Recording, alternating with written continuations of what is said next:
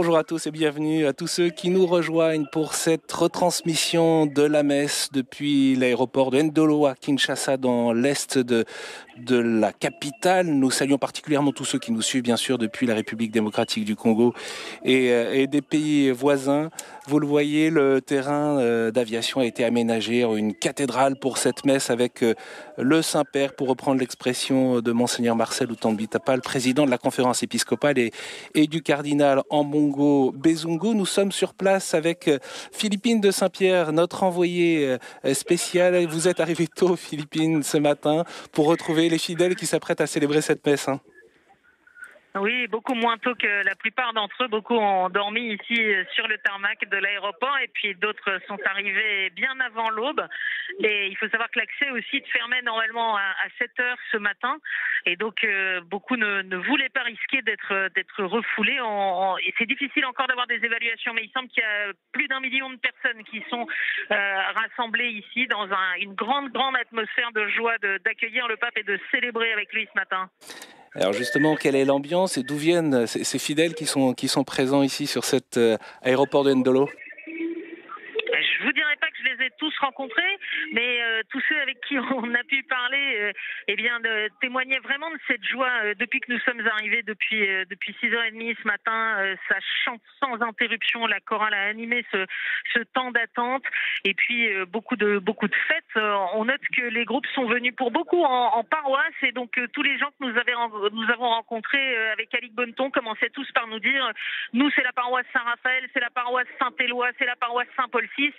Voilà, des délégations. Alors, il y en a qui sont venus d'au-delà de Kinshasa, quelques-uns, mais vous savez que les routes à travers le pays ne sont pas toutes extrêmement praticables. Et donc, il y a un vrai désir ici d'être en communion, en particulier avec tous ceux qui, dans l'est du pays, subissent la guerre et les souffrances particulièrement ces temps-ci. Et donc, il y a une pensée permanente. Toutes les personnes à qui nous avons parlé, tout en exprimant cette immense joie, en dansant, en chantant, nous disaient: mais on est là aussi pour prier pour que le pape nous aide, pour que la paix revienne dans l'est du pays. Le président Tshisekedi et son épouse, on l'a vu à l'instant, sont présents, participent à la messe comme de nombreux responsables politiques. Au fond, pourquoi les gens sont venus si nombreux ce matin pour participer à cette Eucharistie ?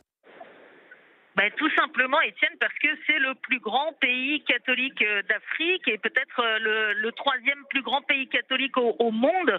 Alors, c'est difficile là aussi d'avoir des chiffres très précis, mais enfin, à peu près 50% des Congolais sont catholiques, ce qui représente quand même 52 millions de personnes, et avec un attachement très fort à l'Église. Il faut savoir aussi qu'ici, là où l'État est très fragile, parfois très insuffisant, c'est l'Église qui depuis toujours supplée en matière sanitaire, en matière d'éducation. Une très grande partie des infrastructures ici sont tenues, portées par l'Église, et ce qui explique aussi ce lien de la population, des croyants avec l'Église catholique. Mais il faut souligner également que la visite du pape dans un pays qui est dans de telles souffrances aujourd'hui, elle transcende les appartenances, et donc elle ne concerne pas que les catholiques. Beaucoup qui appartiennent par exemple à des dénominations protestantes sont également présents. Il y a 90% de chrétiens ici en RDC, et les autorités ont voulu faire savoir, les autorités aussi bien civiles que celles de l'Église, que cette visite du pape, elle concernait tous les Congolais, en particulier parce qu'elle est placée sous le signe de la paix et de la réconciliation, et qu'ici c'est l'enjeu majeur. Alors la messe va être célébrée selon le missel romain qui est dédié aux fidèles du Congo, selon le rite zaïrois, on peut même dire le rite africain. On peut rappeler que quand le pape Jean-Paul II est venu en 1980, ça avait été une grande déception parce que le pape Jean-Paul II avait célébré la messe selon le missel romain qui est partout en vigueur et pas selon le rite zaïrois. Là, c'est particulier qu'un pape, pour la première fois sur le sol congolais, va célébrer cette messe donc en rite zaïrois. Racontez-nous pourquoi il y a cette joie de la part des fidèles, et on voit là sous nos yeux ces danseuses, ces jeunes filles qui sont là et qui vont d'ailleurs accompagner la prière à travers aussi les chants et la liturgie qui est particulière au rite zaïrois, Philippine. Oui, vous savez que c'est le cardinal Maloula ici qui s'était beaucoup battu pour que Rome reconnaisse cette forme particulière du rite romain, le rite zaïrois. Et ça n'a pas été simple. Il a fallu 2 décennies de discussions avec Rome. Et quand Jean-Paul II est venu, eh bien, ça avait été une immense déception. C'est pile au moment où l'avion atterrissait que, eh bien, le cardinal avait appris que le pape ne célébrerait pas en rite zaïrois. Il l'avait alors annoncé à la population et ça avait été pris comme une vraie déception. Et donc, eh bien, tout cela a abouti à la reconnaissance officielle de ce rite. On peut rappeler d'ailleurs qu'en 87, le cardinal Ratzinger était venu au Congo et ça lui avait fait découvrir ce rite et le rite a été approuvé en 88. Alors le pape François, il a déjà célébré en rite zaïrois. C'était il y a quelques mois, précisément parce qu'il y avait la déception de sa visite reportée qui devait avoir lieu au mois de juillet et donc il avait tenu à marquer un signe de proximité avec les Congolais en les invitant à Rome à célébrer selon le rite zaïrois. Donc il l'a déjà fait, mais c'était à Rome, évidemment pas avec une foule aussi immense, pas sur la terre du Congo. Et ce matin, vraiment tous ceux à qui on a parlé nous ont dit combien pour eux c'était une joie. Beaucoup disent, en fait, en célébrant dans le rite zaïrois ou congolais, c'est comme si il parlait dans notre langue. Il va prier et louer le Christ avec nous selon notre manière. Et le pape François a présidé 2 messes en rite zaïrois en la basilique, mais c'était en la basilique Saint-Pierre, vous le rappeliez, à Rome, en décembre 2019 et le 3 juillet 2022, qui devait être le jour de sa présence à Kinshasa. Le cardinal Ambongo, et d'ailleurs c'est à vous qui vous l'expliquez, que le rite zaïrois c'était un patrimoine de l'église du Congo. Alors il y a une évocation des ancêtres au début de la célébration, on va l'entendre. Et si l'acte pénitentiel intervient après la liturgie de la parole, donc après l'homélie, et si le rite de la paix s'inscrit dans la continuité de cet acte pénitentiel dans le rite zaïrois, pour autant ce rite, eh bien, c'est pas seulement une question d'ordre liturgique dans les prières, mais c'est une manière de célébrer l'Eucharistie. C'est tout le peuple qui est en ébullition, invité à participer à cette prière eucharistique, parce que ce n'est pas seulement le prêtre qui dit sa messe, mais toute la communauté qui offre cette Eucharistie, notamment à travers un dialogue entre le célébrant et le peuple de Dieu. Alors en langue locale, en lingala en l'occurrence dans le missel aujourd'hui, et c'est le père Frédéric Adroupiaco ici qui est présent avec nous, qui va nous faire ces traductions. Alors d'avant, je présente nos excuses pour tous ceux qui nous suivent depuis la République démocratique du Congo et qui ont l'habitude de prier en lingala, mais cela permettra aussi à tous ceux qui nous suivent dans les pays francophones de pouvoir suivre cette messe en rite zaïrois en français. Voilà cette...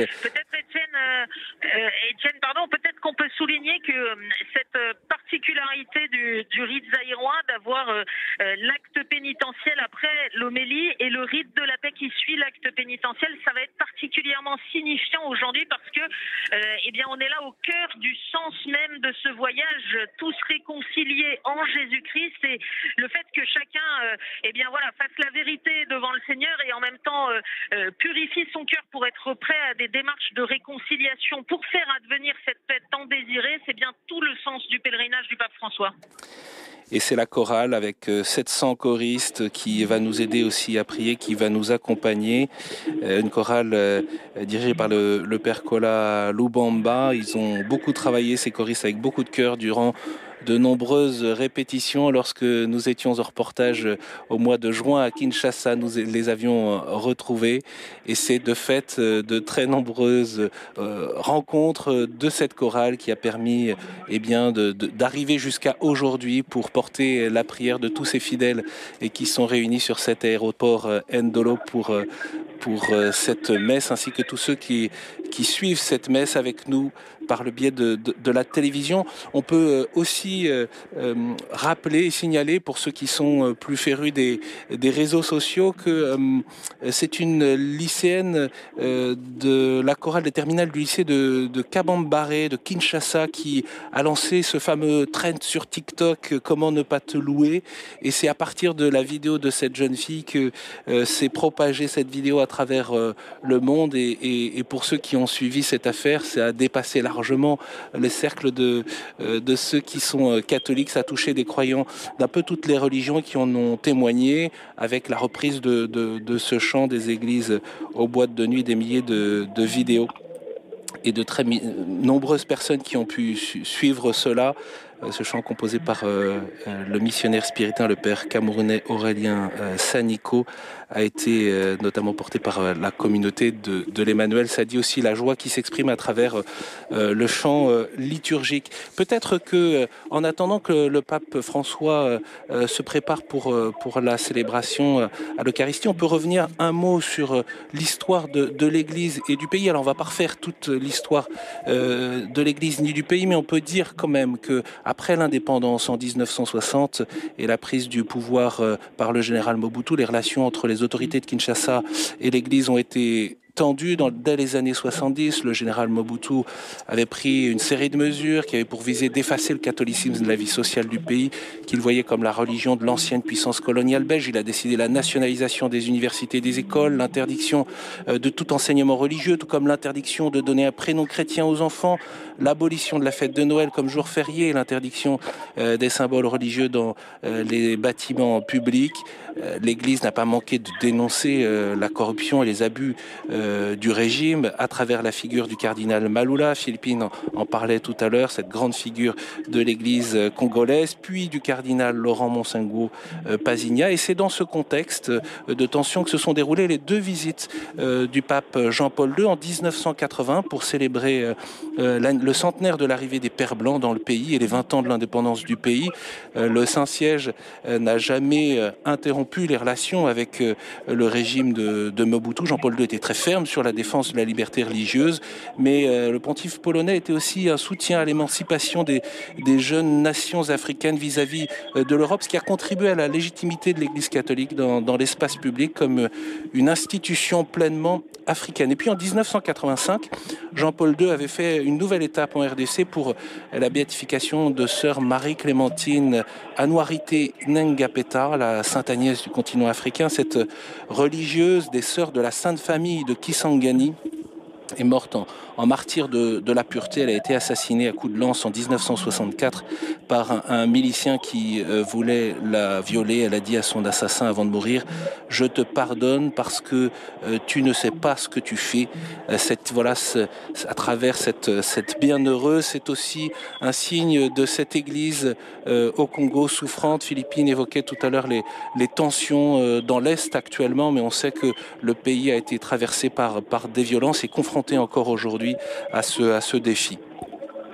Et puis cet engagement de l'Église dans la société, il s'est poursuivi bien sûr après le régime de Mobutu. L'Église a continué à faire entendre sa voix avec insistance pour dénoncer les violences, les abus de pouvoir et surtout défendre les populations victimes des conflits qui continuent à ensanglanter le pays. On pense évidemment donc aux violences dont sont victimes les populations de l'Est du pays. Vous avez pu revoir et on les rediffusera au cours de ces prochaines heures, des extraits de reportages réalisés en juin dernier à Goma, à Bukavu. N'hésitez pas à retrouver d'ailleurs cette émission hors les murs RDC l'espérance par-delà les épreuves sur notre site internet ktotv.com. On aura le temps aussi d'évoquer notamment cet après-midi lorsque le pape rencontrera les victimes de l'Est à 16h30 à l'Annonciature apostolique, le contexte dans cette partie du pays. Et ça nous conduit à aujourd'hui où l'Église est très engagée, je vous le disais, auprès des populations victimes, mais aussi dans le processus démocratique du pays. La figure du cardinal Monsengo Pasigna est évidemment très importante pour le pays parce qu'il a été jusqu'à assumer le poste de président du Haut Conseil de la République en 1992, qui sera ensuite érigé en Parlement de la Transition en 1994, et c'est ainsi qu'il est l'un des acteurs majeurs de la transition démocratique du pays. En 2018, lors de la précédente élection présidentielle, 40 000 observateurs avaient été déployés, formés par l'Église dans les bureaux de vote. Et bien sûr, l'Église accompagne les prochaines échéances électorales avec avec détermination. Ça nous conduit là très concrètement à aujourd'hui, cette visite du pape François qui est majeure, très importante dans l'histoire du pays. Peut-être d'ailleurs, si Philippine est encore avec nous, notre envoyé spécial sur place, on peut dire que pour le Congo, c'est très visible, très palpable dans la capitale Kinshasa, il y a manifestement une énorme attente de la part de la population et aussi cette relation avec l'Église dans des signes très visibles en ville. Hein. Oui, ça nous a frappé dès qu'on a quitté l'aéroport hier après l'arrivée de l'avion papal. D'abord parce que la ville est entièrement pavoisée de drapeaux de la RDC et du Vatican, et puis parce que il y a ces énormes panneaux d'affichage le long des routes où il y a une espèce de compétition entre des panneaux électoraux ou en tout cas des panneaux de soutien aux différentes factions politiques ici, des panneaux très curieux parfois dans leur formulation des églises du réveil qui promettent assez rapidement le salut et le succès en suivant tel ou tel prédicateur, et puis des panneaux souhaitant la bienvenue au pape François de toutes les couleurs, de toutes les formes, donc une vraie présence visible. On a noté aussi la mobilisation des enfants des écoles qui était absolument spectaculaire, tous les enfants depuis les petites classes jusqu'aux étudiants de l'université en chemise blanche le long des 25 km de la route pour applaudir et saluer le pape. Il faut rappeler qu'ici 50% de la population a moins de 22 ans, donc c'est un pays extrêmement jeune et le pape l'a souligné, cette jeunesse c'est la plus grande richesse du pays, au-delà même de ses extraordinaires ressources naturelles. C'est cette jeunesse qui peut porter un avenir de paix pour le Congo. Dans le domaine politique, Étienne, vous évoquiez l'histoire récente. Il faut rappeler que dans un premier temps, la conférence épiscopale du Congo a protesté contre l'élection du président Tshisekedi, jugée illicite par les observateurs catholiques. Et puis, il a fallu prendre acte du réel, mettre de l'eau dans son vin. Le président Tshisekedi étant arrivé au pouvoir, il a ensuite été reçu au Vatican et il est reconnu comme un interlocuteur. Mais la Senko, ici, la conférence épiscopale, a l'habitude de ne pas cacher sa pensée et de porter sa voix, y compris dans le champ politique, pour dénoncer tel ou tel aspect, tel ou tel comportement, et ce, sans distinction sur tous les partis, tous azimuts, oserais-je dire. Du reste, le pape François, hier, dans son discours d'arrivée très, très fort, qui a été salué, applaudi par tous ceux qui étaient présents au Palais de la Nation, notamment lorsqu'il a fortement demandé « ôtez vos mains de l'Afrique, ôtez vos mains de la RDC, cessez d'étouffer l'Afrique » en s'adressant aux puissances étrangères. Eh bien, le pape François a aussi rappelé la nécessité que la politique, avec un P majuscule, soit au service du peuple et du bien commun, et de citer Saint-Augustin, si l'État n'est pas au service de la justice, alors ça n'est qu'une bande de voleurs. Ce sont des paroles qui ici ont résonné aussi pour la population.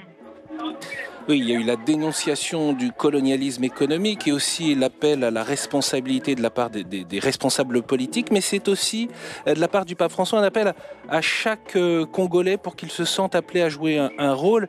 Et de fait, ça rejoint aussi l'appel et l'invitation du cardinal Ambongo ces derniers jours, ces derniers mois, à ce que les chrétiens puissent prendre leur part dans l'ensemble de ce processus démocratique et aussi de paix et de réconciliation, en les invitant à vivre véritablement et en cohérence avec leur foi, ce qui parfois est pris, j'allais dire, en tenaille par les réalités du tribalisme ou de l'intérêt particulier. Oui, c'est évidemment difficile, et plus la misère est grande, plus les difficultés sont grandes, plus il y a la tentation de se replier, de se refermer sur son propre groupe, sur ses proches, et parfois y compris jusqu'à des comportements violents ou en tout cas ostracisants vis-à-vis des autres groupes, et ici des autres groupes ethniques. C'est compliqué en RDC parce qu'il y a plusieurs niveaux de difficulté. Il y a une situation de guerre véritable dans l'est du pays avec ces bandes armées dont certaines, on le sait, sont pilotées par les voisins, et en particulier par le Rwanda, qui a été mis en cause de manière très nette par le président Tshisekedi hier dans son discours d'accueil du pape. Mais après, il y a aussi la façon dont les Congolais sont en mesure ou pas de prendre en main leur destin, et c'est tout le rapport avec l'engagement politique, le service de la communauté et non pas des intérêts individuels. La capacité à transformer le pays, la capacité à se réconcilier, à porter la paix, elle vient, vous l'avez dit Étienne, d'abord d'une conversion du cœur. Et c'est le sens de ce rassemblement, de cette messe ce matin, de rappeler que voilà, la paix, ça commence par la conversion de chacun pour pouvoir être contagieuse dans l'ensemble du pays. C'est clairement la mission que le pape François est venu donner ici aux fidèles du Christ. Oui, c'est particulièrement vrai dans l'ensemble des pays, mais aussi, j'allais dire, en République démocratique du Congo, dont vous rappeliez que 90% de la population est chrétienne, 50% catholique. Et de fait, il y a un appel à la responsabilité, à s'engager, et c'est le thème de ce voyage, la devise, on peut la rappeler, tous réconciliés en Jésus-Christ. C'est cette invitation que le pape François va déployer tout au long de ces jours passés ici en RDC. On peut dire que, on parlait de la réalité de l'Église catholique dans le pays, qu'il y a une réelle vitalité qui repose sur un élan missionnaire des communautés avec un dynamisme des fidèles laïcs dans la vie et la mission de l'Église, à travers les multiples engagements dans la société, la participation à l'Eucharistie, la joie des célébrations. Et on va le vivre aujourd'hui, ce matin, avec l'ensemble des fidèles congolais qui sont sur cet aéroport de Ndolo. Eh bien, elle est marquante dans un pays qui compte plus de 4000 prêtres diocésains, plus de 11 000 religieux et religieuses, avec de nombreux prêtres fidei donum en Afrique, mais aussi en Europe et en Amérique, on le sait bien. Et puis le pape François rencontrera demain jeudi les catéchistes et les jeunes, ces catéchistes qui contribuent à l'animation des communautés. Pour les jeunes aussi, ils sont présents, très participatifs, très engagés dans la vie des communautés avec, on aura l'occasion aussi d'en parler ces prochaines heures, les réalités de la difficulté de la pauvreté qui marque le pays, mais aussi le chômage, parce qu'il est difficile de trouver aujourd'hui un emploi, même quand on a fait des études.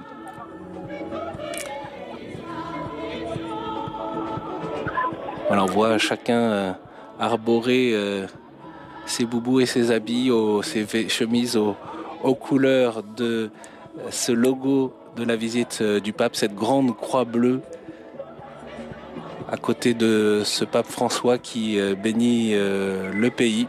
On y voit les contours des frontières du pays avec les éléments qui le constituent, à la fois la montagne et l'okapi, cet animal typique et symbolique du pays, l'eau, mais aussi cette invitation à la réconciliation et la fraternité. C'est ces petites flammes rouges, ces petits personnages rouges au pied de la croix.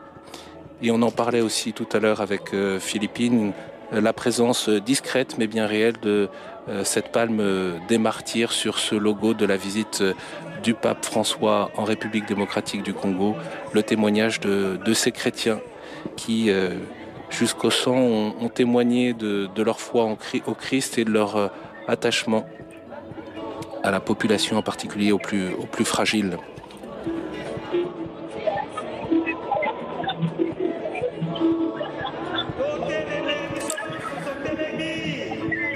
Nous allons maintenant entrer dans la prière pour cette messe présidée par le pape François sur cet aéroport Ndolo, dans la ville de Kinshasa. Nous l'avons évoqué, cette messe est célébrée selon le rite romain pour les fidèles congolais, selon le rite zaïrois. Les lectures seront faites en français. Et les échanges, ce fameux dialogue que nous évoquions au cours de cette liturgie seront prononcés par le cardinal de Kinshasa, le cardinal Fridolin Ambongo Bezungu.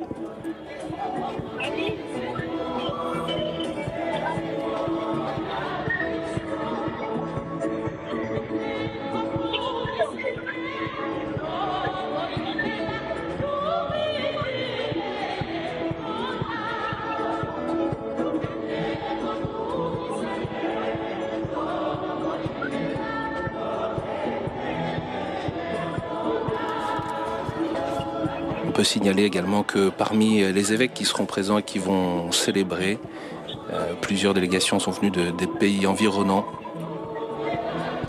Le cardinal Antoine Kambanda, l'archevêque de Kigali au Rwanda, est présent. C'est signifiant quand on On sait les tensions entre la République démocratique du Congo et le Rwanda actuellement.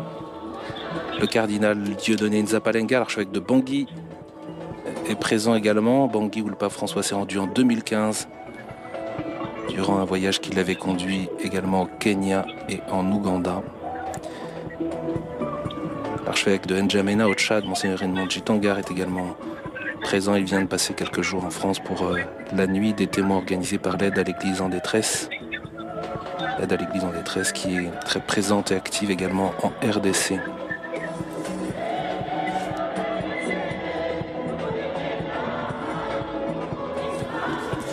Et voilà donc cette entrée en procession qui marque donc cette entrée dans la prière. Merci beaucoup à Philippine de Saint-Pierre pour ces échos parmi tous ces fidèles. Nous allons maintenant vivre cette messe.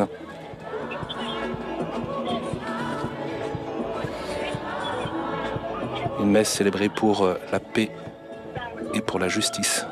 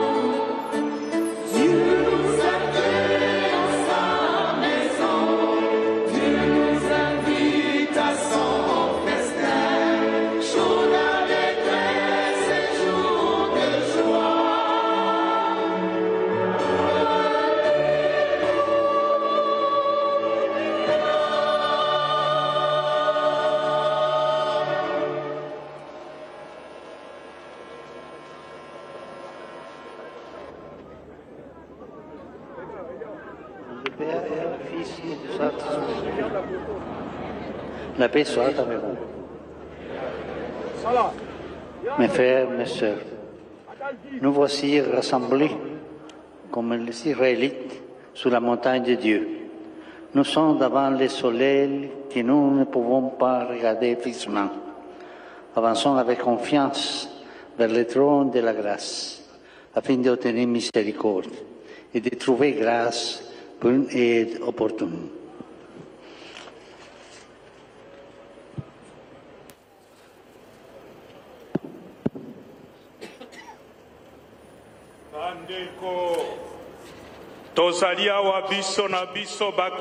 Frères et sœurs, nous sommes rassemblés ici comme des chrétiens. D'autres frères nous ont quittés et vivent désormais auprès de Dieu. Prions d'un seul cœur avec eux, ainsi qu'avec tous les saints, que ce saint sacrifice nous unisse tous en une seule famille. Yo mokoti wanzambe Sala na biso Tala losambo na biso Sala na biso Sala pena pae banso Papo bozela libuta ya bisalelo Sala na biso Pasa kuba yikolo Sala na biso Kino bato